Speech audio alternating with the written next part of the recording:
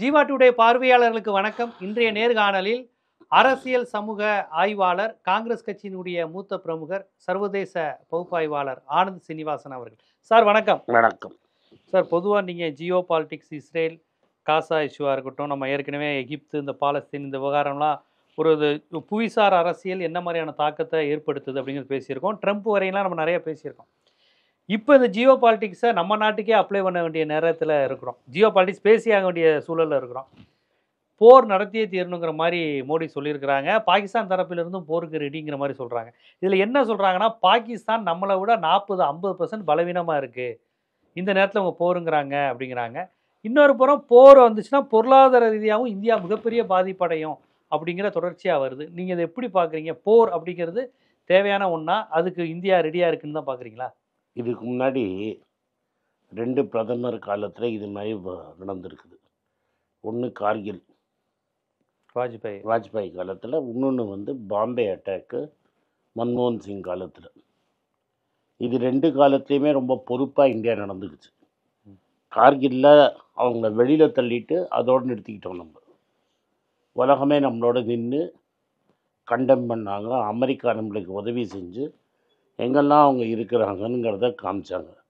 நம்ம பாகிஸ்தானுக்குள்ளே போல் நம்ம எல்லைக்குள்ளேயே இருந்து நம்ம எல்லைக்குள்ளே வந்த பாகிஸ்தானி சோல்ஜர்ஸை வெளில தள்ளினாங்க. மும்பை அட்டாக் வந்தபோது பிரதமர் வந்து ரொம்ப ஸ்ட்ராங்காக என்ன சொன்னார்னா, இவங்க பாகிஸ்தான்லேருந்து வந்திருக்காங்கன்னு எங்களுக்கு எவிடன்ஸ் இருக்குது, அவங்க பாகிஸ்தான்கிட்ட பேசிகிட்டு இருந்ததுக்கும் எங்களுக்கு எவிடன்ஸ் இருக்குது, இங்கே இருந்துக்கிட்டே அவங்க பாகிஸ்தானில் பேசின டேப்பெல்லாம் கொடுத்தாரு, அவங்க வந்த வண்டியை கொடுத்தாரு, எல்லா எவிடன்ஸும் கொடுத்தாங்க. அந்த 7 பேர் யார் யார் பிடிச்சவன் உயிரோட மன்மோகன் சிங் பீரியடில், இது மன்மோகன் சிங் பீரியட் என்ன மோடி பீரியடில் நடந்தது. தாஜ் அட்டாக். ஆமாம். ஸோ பிடிச்சவர் யார், அஜ்மல் கசப், எந்த ஊருக்காரரு, எல்லா எவிடன்ஸையும் கொடுத்து உலகத்துக்கு நியாயத்தை கேட்டார். அந்த நியாயத்தை கேட்டதுனால டேவிட் ஹெட்லின்னு ஒருத்தரை பிடிச்சாங்க. அந்த டேவிட் ஹெட்லிக்கு ஹெல்ப் பண்ண தௌஹர் ரானான்னு ஒருத்தரை பிடிச்சாங்க. அவங்க உரிய தண்டனையை கோர்ட்டில் நாங்கள் அமெரிக்காவில் அனுபவிச்சுட்டு இன்றைக்கி தௌஹர் ரானாவை நம்ம ஊருக்கு அமைச்சிருக்கிறாங்க. டேவிட் ஹெட்லி ஒரு காலத்தில் அமெரிக்காக்கே டபுள் ஏஜென்ட்டாக இருந்ததை அவனை கொடுக்க முடியாதுன்ட்டாங்க. இந்த தௌஹர் ரானாவை இங்கே இன்றைக்கி அமைச்சிருக்கிறாங்க. இதுதான் ரியாலிட்டி. 2 வேறு வேறு கட்சி, 2 பிரதமர். அதுக்கு முன்னாடி இந்திரா காந்தி அம்மையாரை பற்றி நம்ம பேசவே, பங்களாதேஷ் இது அதை நாட்டையே 2ஆக உடைச்சாங்க. இவங்கெல்லாம் வந்து மார்த்தட்டிக்கிட்டு பேசலை. இப்போ இந்த அட்டாக் நடந்து 8 நாள் ஆகிடுச்சு. அடுத்த நாளே வந்து இப்போது எல்லா கட்சி மீட்டிங்கும் கூப்பிட்டாங்க. அதில் காங்கிரஸ் கட்சி சொல்லிடுச்சு, நீங்கள் என்ன வேணால் பண்ணிக்கலாம், நாங்கள் பேக் பண்ணிக்கிறோம். ஆமாம், ராகுல் காந்தி கூட சொல்லியிருக்காங்க. ஆமாம், 8 நாளாக ஆச்சு, என்ன பண்ணீங்கன்னு தெரியல. சரி, 6 பேர் வந்தாங்கங்கிறீங்க. 6 பேர் யார்? அவங்க பாகிஸ்தான்லேருந்து வந்தாங்க. நாங்களும் நம்புகிறோம், பாகிஸ்தான்லேருந்து தான் பண்ணியிருப்பாங்க, அது நான் நம்புகிறேன். ஆனால் கோர்ட்டில் அப்படி சொல்ல முடியாது. நான் நம்புகிறேன், நீங்கள் நம்புகிறீங்க, வெளிநா உலகத்தில் நம்ப மாட்டாங்க. வெளி உலகம் என்ன கேட்பாங்க? ஆதாரம் கேட்பாங்க. ஏதாவது ஆதாரம் இருக்குது, ஆதாரம் இருக்குதுன்னு பேப்பரில் சொல்கிறாங்களே தவிர ஹோம் மினிஸ்ட்ரியோ இல்லை பிரதமரோ இல்லை தோவலோ வெளியில் வந்து இதுதான் மன்மோகன் சிங் காலத்தில் இப்படி ஆதாரத்தை வெளில வச்சுது. யார் இவர், எந்தெந்த ஃபோனில் பேசினாங்க, இந்த ஃபோன் எந்த ஊர்லேருந்து வந்தது, அவங்க போட்ட குண்டு எந்த ஊர்லேருந்து வந்தது, அவங்க வந்த போட்டு எந்த ஊருக்கு சேர்ந்தது, எல்லாமே எவிடன்ஸ் அவ்வளோதுக்கு முன்னாடி வச்சாங்க. நீங்கள் அவங்க யாருன்னே ஒன்றும் ஐடென்டிஃபை பண்ணலையே. அவன் பாகிஸ்தான்காரனா, இந்தியனா, அவன் எப்படி வந்தான், பாகிஸ்தான்காரன் தான் ஹேண்டில் பண்ணான்னா அவன் பேசியிருப்பான். உங்களுக்கு வந்து பெரிய state of the art opposition லீடரெல்லாம் பிகாசஸ் வச்சு பிடிக்கிறீங்க. நீங்கள் அப்போ வந்து யார் பேசினாங்கன்னு பார்டரில் தெரிஞ்சிருக்கும், இன்டர்செப்ட் பண்ணியிருப்பீங்க. பெகாசஸ் இப்போ ஒர்க் ஆகலையோ? இப்போ நான் கேட்கல, அதெல்லாம் நாங்கள் கேள்வி கேட்குறோம். ரைட்டாக அண்ணாமலை தம்பி தான் பதில் சொல்லணும். ஐயோ தப்பாக சொல்லிட்டார், நயினார் பதில் சொல்லணும். மாற்றிட்டாங்கல்ல நயினார். ஒரு வாரத்தில் அது ஒன்றும் பெரிய பிழை கிடையாதுல்ல. இல்லை பரவாயில்ல.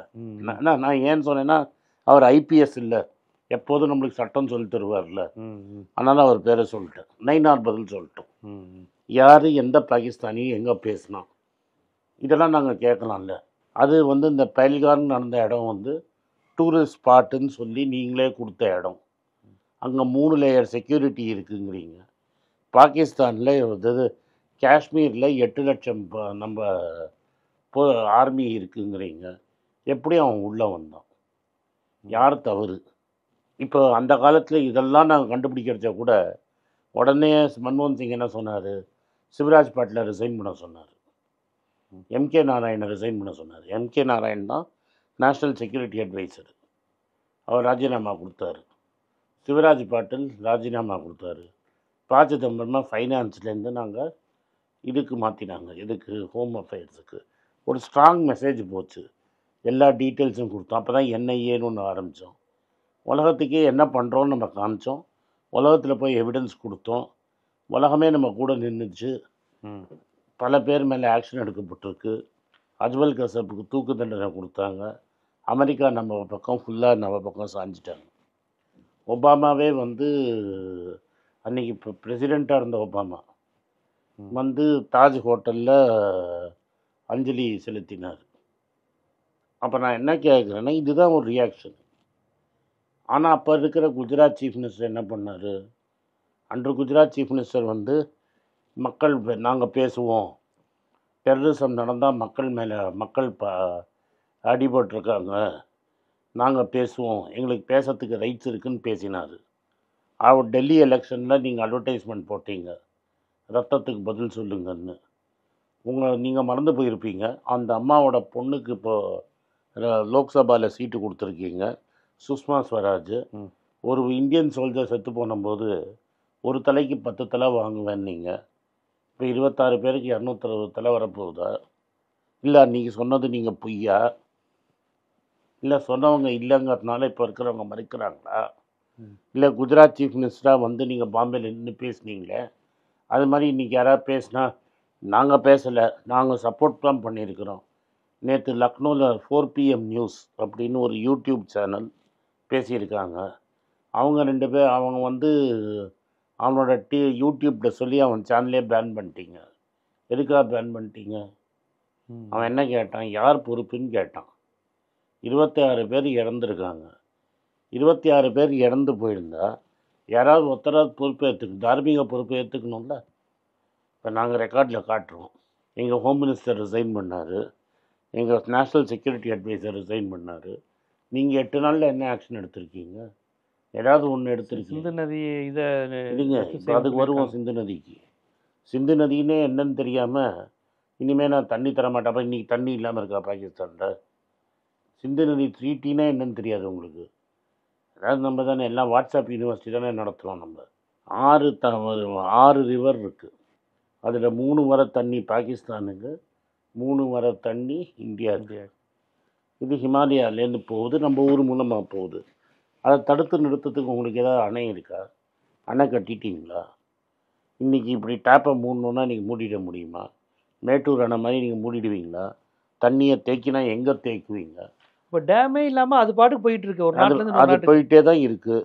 போய் கடலில் கலந்துருது. அது அவங்க ஊருக்கு போகுது. அவங்க என்ன பண்ணுறாங்களோ அது பண்ணிக்கிறாங்க. நம்ம ஊரில் இருக்கிற மூணை வந்து நேரு காலத்துலேயே நம்ம தேக்கி நம்ம அக்ரிகல்ச்சர் பண்ணுறோம். அவங்க ஊருக்கு போகிறத நம்ம தடுக்காமல் இருக்கிறோம். ஏதோ இவர் என்ன பேசுகிறாரு, அங்கே ஏதோ ஒரு டேம் இருக்கிற மாதிரியும் இன்றைக்கி இழுத்து மூடின மாதிரியும் உடனே தண்ணி போகாதுங்கிற மாதிரி பேசினாரு. இன்றைக்கி வேலை ஆரம்பித்தார்னா 20 வருஷம் ஆகும் அந்த தண்ணியை நிறுத்துறதுக்கு. ஏதோ நேற்றே இங்கே பாகிஸ்தானில் தண்ணி இல்லாத மாதிரி பேசிகிட்டு இருக்கிறாரு. இப்போ நான் என்ன கேட்குறேன், பாகிஸ்தானோட மினிஸ்டர் ஒருத்தன் நேற்று பேசியிருக்கிறோம். எங்கள்கிட்ட 130 அணு ஆயுதம் இருக்குது, கஸ்னின்னு எல்லாமோ பேர் சொல்கிறோம். நாங்கள் என்ன பூஜை போடுறதுக்கு வச்சுருக்குறோமா? இந்தியா மேலே தாக்குதல் பண்ணுவோன்னு ஓப்பனாக சொல்கிறான். அதுக்கு என்ன பதில்? ஏன் இங்கேருந்து ஒருத்தர் கூட ஒன்றும் பதில் பேசலை? நீங்கள் வந்து என்ன என்றைக்கோ நடந்ததுக்கு நாளைக்கு குண்டு போடுவீங்களா? இந்த சர்ஜிக்கல் ஸ்ட்ரைக்குன்னு போனீங்க, எவிடன்ஸ் வந்தது என்ன? 2 மரத்தை சாய்ச்சதுக்கு தான் எவிடன்ஸ் இருக்குது. வேறு எதுக்காவது எவிடன்ஸ் இருக்கா? இல்லை. உங்கள் பிஎஸ்எஃப் சோல்ஜர், நம்ம ஊர் பிஎஸ்எஃப் சோல்ஜர், நம்ம ஆள் பணியில் இருக்கிறவன் பாகிஸ்தான்கிட்ட மாட்டியிருக்கிறான். இப்போது அவனை மீட்டுறதுக்கு என்ன பண்ணீங்க? அவனோட தானே பதியா? அவனை என்ன பண்ணியிருக்கிறீங்க? என்ன ஸ்டெப்ஸ் எடுத்திருக்கீங்க? என்ன பேசியிருக்கீங்க? இல்லை நீங்கள் ஓப்பனாக சொல்லணும்ல. இவ்வளோ பேர் வந்தாங்க, இவ்வளோ பேர் பாகிஸ்தான்காரன், இவ்வளோ பேர் லோக்கல், இந்த இடத்துல தப்பாயிடுச்சு, இந்த ரூட்டுக்குள்ளால இங்கே வந்தான், இதெல்லாம் நாங்கள் கொடுத்தோமே. நீங்கள் எந்த ரூட்டில் வந்தான்னு கூட தெரியாமல் தடவின்னு இருக்கீங்களே. உங்கள் இன்டெலிஜென்ஸ் என்னாச்சு? முழுக்க உளவுத்துறை ஃபெயிலியர் தான் அது. நீங்கம்மா அது யாருக்கு அடியில் வருது? அப்போ அஜித் தோவல் என்ன பண்ணிகிட்டு இருந்தார்?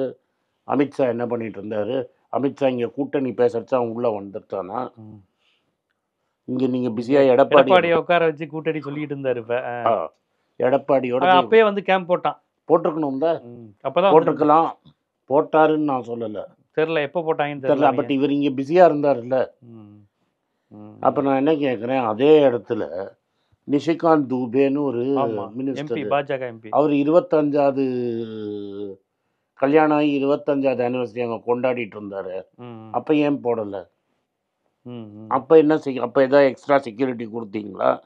விஐபினா தனி செக்யூரிட்டி, சாதாரண டூரிஸ்ட்னால் வேறு செக்யூரிட்டியா? நீங்கள் தானே மக்கள்கிட்ட சொன்னீங்க 5 வருஷமாக டெரரிசமே நாங்கள் ஒழிச்சிட்டோம், அதை பண்ணிட்டோம், இதை பண்ணிட்டோம், யார் வேணால் காஷ்மீருக்கு போனால் நீங்கள் தானே உத்தரவாதம் கொடுத்தீங்க. உங்களை உத்தரவாதத்தை நம்பி தானே போனாங்க எல்லோரும்.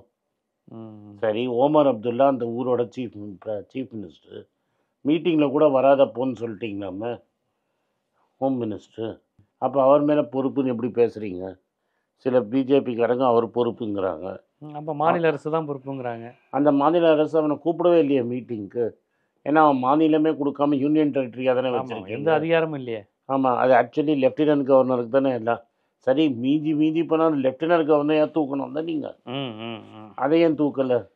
சரி, மணிப்பூர் தான் வேணாம் போல, ஏன் காஷ்மீருக்கு பிரதமர் போல? வாஜ்பாய் போயிருக்கிறாரு, மன்மோகன் சிங் போயிருக்கிறாரு, இப்போ ஏன் பிரதமர் போல? பிரதமர் போய் ஆறுதல் சொல்ல முடியுமா? முடியாதா? இறந்தவங்க வீட்டுக்கு பிரதமர் போனாரா, இல்லை ஆர்மி எல்லாம் சரியாக இருக்குதுன்னு பார்க்க போனாரா, காஷ்மீரில் என்ன நடந்ததுன்னு பார்க்க போனாரா? அதை பற்றி ஏதாவது ஒரு ஸ்டேட்மெண்ட்டு அதிகாரமாக பிரதமர் சொன்னதை நீங்கள் ஏதாவது டிவிலேயோ எப்போதும் மனம் திறந்து பேசுவார்ல, மன் கி பாத், அந்த மாதிரி மன் கி பாத்தில் எங்கேயாவது இந்த மாதிரி பேசினது இருக்கா உங்கள்கிட்ட? எதுக்கு வந்தாலும் 8 மணிக்கு டிவி வந்து நம்மளுக்கு ஷாக் கொடுப்பார்ல. ஒரு வாட்டி நோட்டு சொல்லாதுன்ட்டார், ஒரு நாளைக்கு இதை மூடுன்ட்டார், எது கோவிட் ஷட் டவுன்ட்டார்.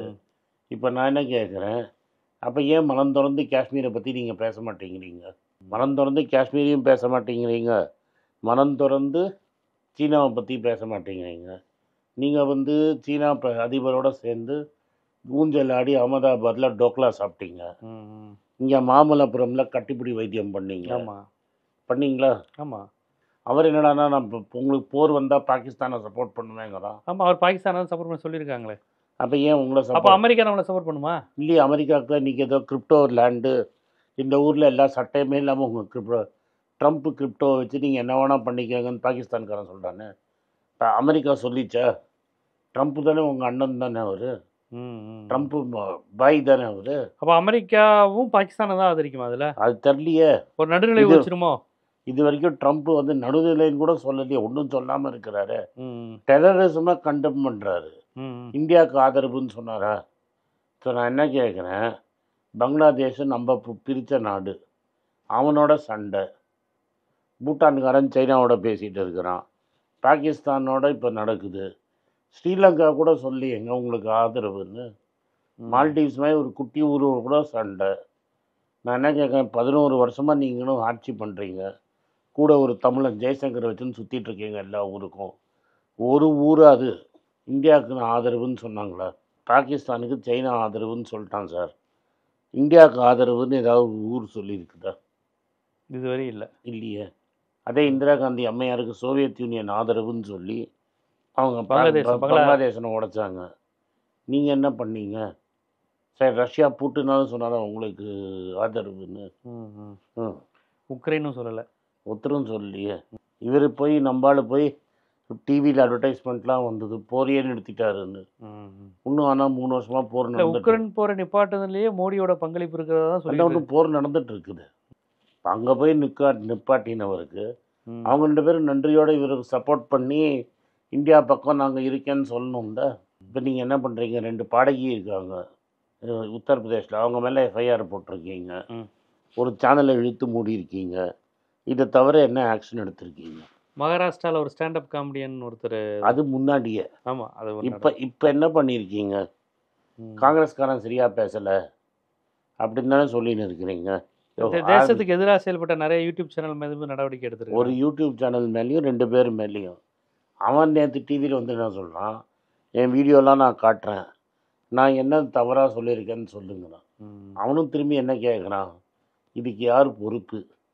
யார் பொறுப்புன்னு கேட்டால் தேச துரோகி. ஆமாம், 3 ரிங் செக்யூரிட்டி இருக்குது, உள்ளே வந்தவன் யார், எப்படி வந்தான்? அதுக்கு எதோ சொன்னாங்களே, ஜூன் மாதம் தான் அந்த சீசனுக்கு வருவாங்கன்னு நினச்சோம் சுற்றுலா பயணிகள், இப்பயே வந்துட்டாங்க, அதனால் அலட்சியமாக இருந்துட்டோம் அப்படிங்கிற மாதிரி ஏதோ ஒரு. அது ரைட். அப்போ அலட்சியமாக இருந்தீங்கன்னா அந்த ஆளை அனுப்பணும்ல. நீ தானேப்பா ஒன்றுமே இல்லை, அவனை தான் வைத்துவிட்டோம், மிலிட்டண்ட்டே இல்லை, துப்பாக்கியே இல்லை, அது இல்லை, இது இல்லைன்னு பேசுனீங்க. இப்போ தார்மீக பொறுப்பு யார்? சரி, நீ அமித்ஷாவா, அங்கே இருக்கிற லெஃப்டினன்ட் கவர்னரா, நேஷ்னல் செக்யூரிட்டி சீஃபா? அது ஒரு மாநிலமாக இருந்தால் தான் நமக்கு இதெல்லாம் தெரியும், யார் கையில் பவர் இருக்குது என்ன. ஆமாம், மாநிலம் இல்லை, எல்லாமே உங்கள்கிட்ட தானே இருக்குது பவர். அப்போ யார் அக்கௌண்டபிள்? இவர் தான், அமித்ஷா தான். அப்போ அதை பற்றி கேட்டால் நீங்கள் சேனலை மூடுன்னா? இல்லை, இப்போ இந்த பிரச்சனையில் வந்து பாகிஸ்தான் மீது ஏற்கனவே நாங்கள் ஒரு தாக்குதல் நடத்துகிற மாதிரி ஒரு தாக்குதல் நடத்த போகிறோம். சரிங்க, நீங்கள் தாக்குதல் நடத்துங்க, நாங்கள் தான் ஆதரவு.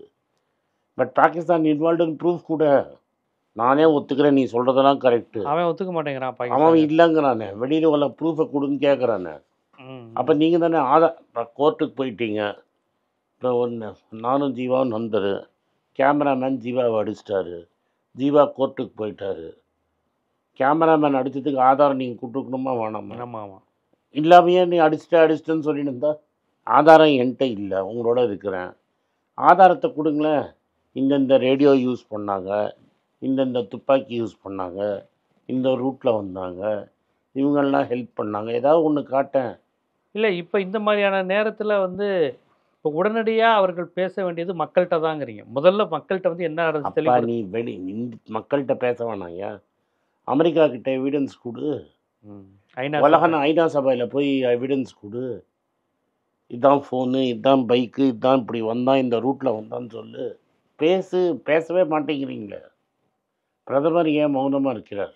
இப்போ பாகிஸ்தான் அன்னைக்கு குஜராத் சீஃப் மினிஸ்டர் பேசின அளவு கூட இன்னைக்கு பிரதமர் பேசலையே. 2008-09 குஜராத் சீஃப் மினிஸ்டராக ஒருத்தர் பேசினவர் கூட இன்னைக்கு பிரதமர் பேசலையே, ஏன்?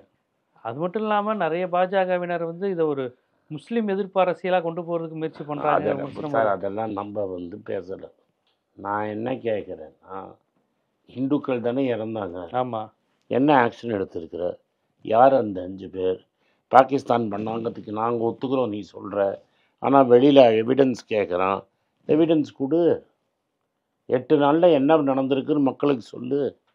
எப்படி வந்தாங்க, என்ன நடந்துச்சு, எங்கே ஃபெயிலியர் ஆச்சுன்னு மக்கள்கிட்ட ஒரு வெள்ளை அறிக்கை மாதிரி கொடுக்கணுங்கிறீங்க. கொடுக்க வேண்டியது தானே. அதுக்கு தான் காங்கிரஸ் கட்சி என்ன சொல்லி இருக்குது, இது மாதிரி நான் வெளில நீ பேசினேன் நான் பேசினேன்னு வேணாம், பார்லிமெண்ட்டை கூட்டு, பார்லிமெண்ட்டில் மனம் திறந்து பேசுவோம்ல. நீ உங்கள் ஆளை வச்சு பேசு, நான் எங்கள் ஆளை வச்சு பேசுகிறேன், உங்ககிட்ட தான் மெஜாரிட்டி இருக்குது, நாங்கள் கேள்வி கேட்குறோம், நீ பதில் சொல்லுன்னா வரமாட்டேங்கிறிய. இல்லை, பார்லிமெண்ட்டையும் கூட்ட மாட்டேன், ஆல் பார்ட்டி மீட்டிங்க்கும் பிரதமர் வரமாட்டார், பிரதமர் இதை பற்றி என்ன நினைக்கிறேன்னு சொல்ல மாட்டார். அப்போ மக்களுக்கு என்ன நடக்கும்னு எப்படி ஒரு பதத்த நிலையில் இருப்பாங்கல்ல மக்கள். இல்லை, இப்போ இதை வந்து எப்படி கொண்டு போகணும்னு நினைக்கிறீங்க? இப்போ வந்து இந்தியா ஒரு நம்ம நாட்டுக்குள்ளே இன்னொரு நாட்டுக்காரன் உள்ளே போந்து சுற்று, அதுக்கு எவிடன்ஸ் எங்கே சார் இருக்குது? போன வாட்டி எல்லா ஆதாரமும் கொடுத்தாங்க. நானும் நம்புகிறேன் பாகிஸ்தான்காரன் தான் பண்ணியிருக்க முடியும், வெளி சக்தி இல்லாமல் பண்ண முடியாதுங்கிறத நானும் ஒத்துக்கிறேன். ஆனால் இன்டர்நேஷ்னல் கோர்ட்டில் அதெல்லாம் ஒத்துக்க மாட்டாங்க, ஆதாரம் கொடுக்கணும்ல. இப்போ என்ன ஆதாரம் இருக்குது? உன் பிஎஸ்எஃப் சோல்ஜர் பாகிஸ்தானுக்குள்ளே போய் அவன்கிட்ட மாட்டியிருக்கிறான், அதுதான் ஆதாரம். வேறு என்ன? அவன் சோல்ஜர் அவனை பிடிச்சிருக்கிறியா, அவன் எக்யூப்மெண்ட் ஏதாவது பிடிச்சிருக்கிறியா, அவன் யார்கிட்ட பேசினான்னு எவிடன்ஸ் இருக்கா? ஒன்றுமே இல்லையா உங்கள் கையில். ஆனால் வந்து இந்த இடத்துல வந்து அவங்க வந்ததுலேருந்து ஒரு முக்கியமான செய்தி பரப்புகிறாங்க, வந்தவன் வந்து இந்துவா, அதெல்லாம் அதையே கேட்குறீங்க சார். அதுக்கும் எவிடன்ஸ் இல்லை உங்கள்கிட்ட. அது இவங்களா சொல்கிறதா? அதுவும் இவங்களா சொல்கிறது தான். நான் என்ன நீ இருந்து ஏதாவது டிவி சேனல் இருந்தானா, கோடி மீடியான்னு சொல்லுவோம். அதுலயாவது அதுலயாவது போய் கேப்சர் பண்ணியா? பண்ணியிருக்கணும். ஒன்றுத்துலேயும் காணுமே. அர்னாப் கோசாமி போன்றவர்கள் களத்தில் இறங்கி உண்மையை தேடி இருக்கலாம். அன்றைக்கி இருந்திருக்கலாம்ல. இப்போ பாரதிய ஜனதாவினுடைய மிகப்பெரிய தேர்தல் அஸ்திரமே தேசபக்தி தான். இப்போ நம்ம இந்த தேர்தல் பற்றி பேச வேணாம். நீங்கள் தேசபக்தர் தான். 26 தலைக்கு எங்கே 260 தலைன்னு கேட்குறோம். இப்போ எங்கள் ஊரில் 26 தலை போயிடுச்சுல்ல. உங்கள் ஊரில் 260 தலையை காட்டு. எந்த 260 தலையை சுடுவேன்? பாகிஸ்தான் 260 தலையை எடுக்கணும்னு நானும் ஒத்துக்கிறேன். ஆனால் தப்பு செஞ்சவனாக இருக்கணும், ஆதாரணமாக இருக்கணும். ரோட்டில் போகிற பாகிஸ்தான்காரனை சுட்டு எனக்கு என்ன படம்? இப்போ வாசி மக்களும் நல்ல மனுஷன், நம்மளுக்காக பார்க்குறான். சென்னையில் அவன் ஒய்ஃபு இங்கே தான் இறந்தாங்க. அவன் தலையை கொண்டு வந்து எனக்கு என்ன யூஸ்? இல்லை இப்போ இந்த பிரச்சனையில் இந்த 2 நாடுகளில் குறிப்பாக இந்தியா வந்து 48 இப்போ கிட்டத்தட்ட பாகிஸ்தானியர்கள் இங்கே கல்யாணம் பண்ணியிருந்தாலும், குழந்தை குட்டிகளோடு இருந்தாலும், வேலைக்கு வந்திருந்தாலும், ஹாஸ்பிட்டல் வந்திருந்தாலும் உடனே கிளம்புங்கிற மாதிரியான ஒரு அறிக்கை. சரி, ஹாஸ்பிட்டலில் படுத்துன்னு இருக்கான் தான் ஐசியூவில். அவனை கொண்டு போய் வாகா பாட்ரு அந்த பக்கத்தை விட்டதுனால உங்கள் டெரரிசம் நின்றுமா? இல்லை, பாகிஸ்தானுக்கு நாங்கள் ஒரு செய்தி சொல்கிறோம். என்ன செய்தி சொல்கிறீங்க? ஐசியூவில் படுத்துட்டு இருக்கிறோம் கொண்டு போய் பார்டரில் விட்டோம்னா சொல்லுவீங்க? சார், பாகிஸ்தான் தப்புன்னாலும் இப்போ என்ன நீ பனிஷ் பண்ணுற. இப்போ நான் இந்தியனாக பாகிஸ்தானில் இருக்கிறேன். இந்தியா பண்ண தப்புக்காக என்னை பனிஷ் பண்ணுறேன்னு வை.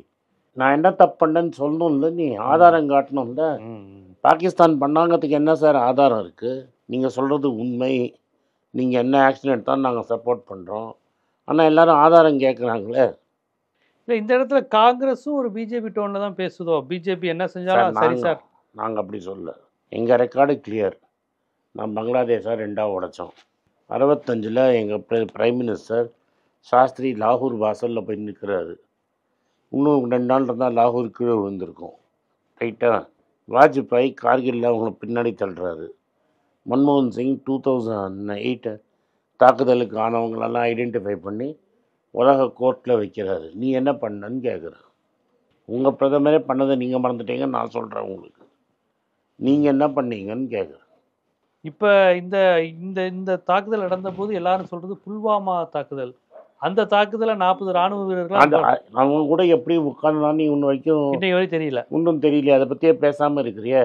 அன்னைக்கு இருந்த கவர்னர் மாலிக்கு நீ தான் பண்ணங்கிறானே. சத்யபால் மாலிக்கே கவர்மெண்ட்டு இதை பற்றி பேசாதன்னு சொன்னாங்கங்கிறாரு. அப்போ இந்த இந்தியா பாகிஸ்தான் போர் அப்படிங்கிறத கடந்த கால கார்கிலுடனோ வங்கதேச 71 நடந்த வங்கதேச போருடனோ ஒப்பிட முடியாது.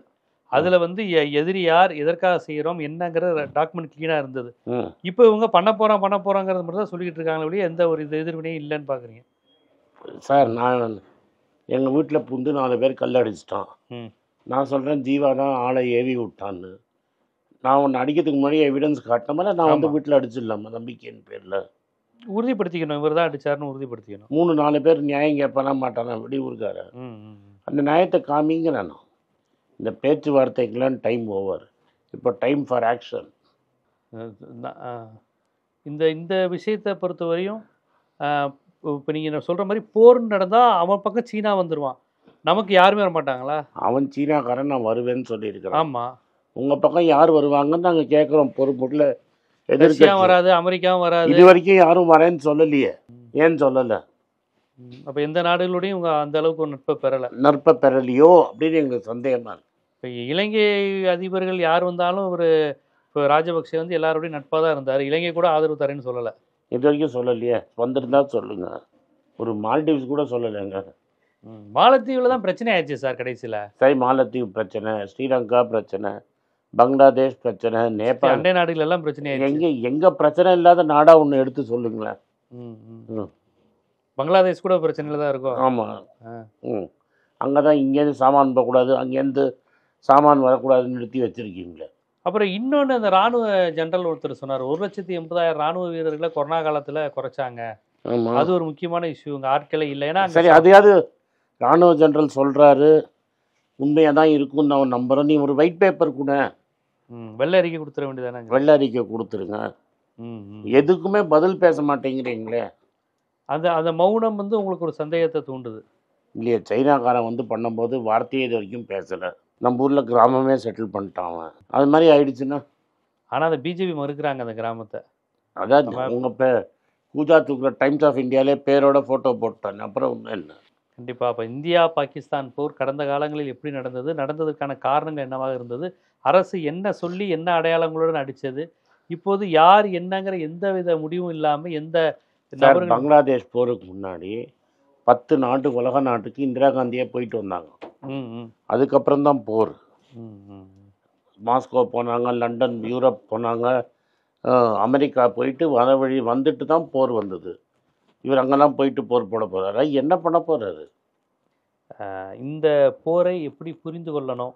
இந்த தாக்குதல், இவங்க பேசுகிற தேசபக்தி, இவர்கள் உண்டாக்குகிற அரசியலை பின்னாடி என்ன இருக்கிறது? அப்படிங்கிற போன்ற பல்வேறு விஷயங்கள எடுத்து வச்சீங்க. ஆனா, இதுல ஒரு முக்கியமான கேள்வி, ராகுல் காந்தி இப்ப நீங்க எழுப்புன எந்த கேள்வியுமே எழுப்பலையே. அவர் தான் சொல்லிட்டாரு, உங்க பின்னாடி இருக்கோம், ஆமா. பார்லிமெண்ட்டை கூட்டு பேசுறோம்னு சொல்லிட்டாரு. பார்லிமெண்ட்ல கூட்டு பார்லிமெண்ட்ல பேச தானே சார் ஒரு பேசணும். எதிர்க்கட்சியா இப்ப சார், இப்ப ஒரு நாங்க சாமானியருக்கு எழுதுகிற எந்த கேள்வியுமே ராகுல் காந்தி அப்படி எழுப்பலையே. இல்லை. எல்லா கேள்வியும் எழுப்பிட்டோன்னு என்ன சொல்லிட்டீங்க? ம். நீங்க எல்லாம் தேச துரோகின்ட்டீங்க. எப்படி தேசத்துறைன்னு சொல்ல நான் முடியும் நம்ம? நேற்று தேசத்துக்காக தானே பேசுறோம். 7 காங்கிரஸ்காரன் பேசியிருக்கான் சார். ம்.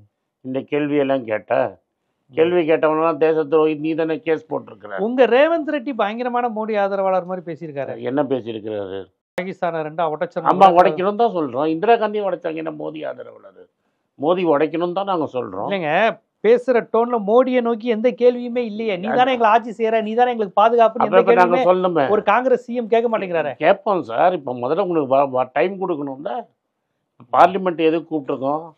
எங்கள் பிரசிடென்ட் என்ன சொல்லியிருக்கிறாரு? நீங்கள் வெளில பேச மாட்டேங்கிறீங்க, பார்லிமெண்ட்டை கூட்டுங்க, ஸ்பெஷல் செஷன் 2 நாள் வைப்போம், வெறும் காஷ்மீரை பற்றி 2 நாள் பேசுவோம், அங்கே கேட்குறோம் கேள்வி. இவர் காஷ்மீர் முதல்வர்கிட்டையும் பேச மாட்டேங்கிறாரு, எதிர்கட்சிகள்ட்டையும் பேச மாட்டேங்கிறாரு. ஆமாம், காஷ்மீருக்கும் போக மாட்டேங்கிறாரு. காஷ்மீர் பற்றியே மௌனத்தில் இருக்கிறாரு. கேட்டால் மீட்டிங் போட்டேங்கிறாரு. இது ரொம்ப ஒரு சிக்கலான விஷயம், ஒரு நெருக்கடியான காலகட்டம்.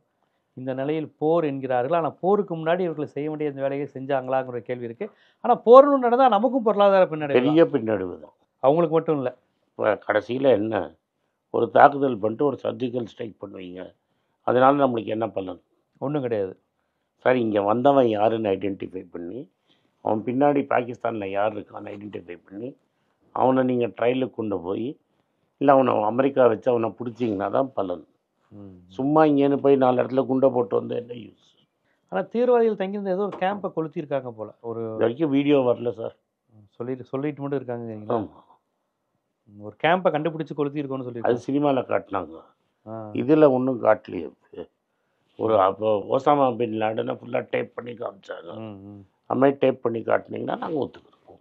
அப்போ நீங்கள் சொன்ன மாதிரி அந்த பெகாசஸ் இதெல்லாம் வந்து சொந்த கட்சிக்காரங்களை பார்க்க தான் வச்சிருக்காங்களோ? அப்படிதான் நினைக்கிறேன். ஆப்போசிட் கட்சி. ஏன்னா அந்த பெகாசிஸை வச்சு மாட்டினவங்க எல்லாமே பிஜேபிக்காரங்க தான். பிஜேபி காங்கிரஸ்காரன் தான் ஆமா. பெகாசஸ். ம். நான் என்ன அப்ப கேட்குறேன், நாட்டின் பாதுகாப்புக்காக பயன்படுத்த மாட்டாங்களா?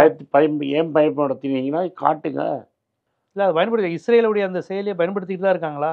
தெரியலையே, அதானே கேள்வி. அதுக்கெல்லாம் பதில் சொல்லுங்களேன். நான் எப்படி சொல்ல முடியும்? இதெல்லாம் நாங்கள் கேள்வி எழுப்புறோம், பதில் நீங்கள் தானே சொல்லணும். இப்போ பாகிஸ்தானுக்குள்ள அவங்க என்ன சொல்றாங்க, நம்ம உளவுத்துறை கணிப்பின்படி இன்னும் ஒரு 1.5 நாளில், ஒரு 30 மணி நேரம் 36 மணி நேரத்துக்குள்ளே இந்தியா தாக்கிரும், தயாராக இருங்க. அப்படி அவங்க ஒன்றும் தயங்கவோ கெஞ்சவோ பின்வாங்குற மாதிரியா தெரியல. ஆனால் பாகிஸ்தான் நாங்கள் செஞ்சதுக்கான ஆதாரத்தை அவங்க காமிக்கலன்னு மட்டும் சொல்லிக்கிட்டு இருந்திருக்காங்க. இப்போ 1 நாள் 1.5 நாளுக்குள்ளே ஒரு போர் தொடங்கக்கூடிய ஒரு சூழல் 2 நாட்டிலையுமே வருது. இது எப்படி பார்க்குறீங்க? அப்படி நடந்துன்னு பார்க்குறீங்களா? இதெல்லாம் ப்ரெஷரை ராட்செட் பண்ணுற மாதிரி. ம். போருங்கிறது ரொம்ப பெரிய விஷயம். நீங்கள் தாக்குதல் பண்ணி அவன் 2 குண்டு போட்டு 2 பேர் பேசி முடிச்சுக்கிட்டிங்கன்னா அது போர் கிடையாது. போர்னா இந்திய படைகள் பாகிஸ்தானுக்குள்ளே போகும். அது மாதிரி போனால் அணு ஆயுதம் வரைக்கும் போகிறதுக்கு வாய்ப்பு இருக்குது. அதெல்லாம் உலகம் விடாது. அணு ஆயுதம் அவனும் வச்சுருக்கான்ல, அவனும் வச்சுருக்கிறான். அதனால் நீங்கள் என்ன பண்ணுவீங்க, 4 குண்டு போட்டு திரும்பி வருவீங்க. கண்டிப்பாக ரொம்ப முக்கியமான நுட்பமான விஷயங்கள் எடுப்பு. அரசியலாகவும் பேசியிருக்கீங்க, யதார்த்த கலா யதார்த்தத்தில் பேசியிருக்கீங்க, ஜியோ பாலிட்டிக்ஸில் எப்படி புரிஞ்சுக்கணும், டெக்னிக்கலாக எப்படி அணுகிக்கணும் போன்ற பல்வேறு விஷயங்களை ஒரு சாதாரண மனிதனின் பார்வையில் இருந்து, தொழில்நுட்ப பார்வையில் இருந்தும், ஒரு சட்ட ரீதியான கேள்வி என பொலிட்டிக்கல் மேன்னு பல்வேறு பரிணாமங்களிலிருந்து இந்த கேள்விகளை எழுப்பியிருக்கீங்க. பார்ப்போம் இது மக்களிடம் எந்த தாக்கத்தை ஏற்படுத்துது, அவர்கள் தரப்பிலிருந்து எத்தைய பதில்வினையை புரிய போகிறாங்கிறத நம்ம பொறுத்து தான் பார்க்கணும். உங்கள் நேரம் ஒதுக்கி இந்த முக்கியமான விவகாரம் குறித்து பல்வேறு கேள்விகளையும் பல்வேறு விவாத நுட்ப புள்ளிகளையும் தொட்டு பேசியதற்கு மிக்க நன்றி. நன்றி.